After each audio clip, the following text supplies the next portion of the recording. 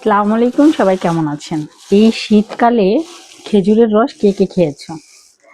আমি অবশ্য আগেই খুলেছি, এটা ইনটেক ছিল, একবারে কেনা পানির মতন ইনটেক ছিল। এটা আমি নিজেই খুলেছি, একেবারে ফুল ছিল। তো এটা একটু আমি খেয়েছি এক কুলি আপনাদের ভাইয়া খেয়েছিল। তো এই শীতকালে কে কে রসের পিঠা খেয়েছো? আমি অবশ্যই আমার মনে হচ্ছে আমি মনে হয় তোমার ৩-৪ বছর খাইনি রস। ৩-৪ বছর পরে খেজুরের রস খাবো। ভাবলাম তোমাদের সাথে একটু শেয়ার করি। আম, মানে কি বলবো, অনেক মজা এই রসটার। ইয়েটা যদি তোমাদেরকে বোঝাতে পারতাম, অনেক মজা। কাঁচা রস খেতে কে কে পছন্দ করো? আমি অনেক পছন্দ করি।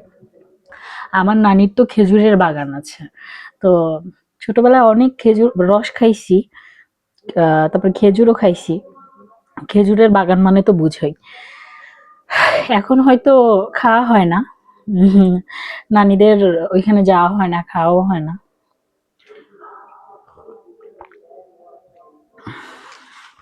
যখন যাই হয়তো তখন খাওয়া হয় না।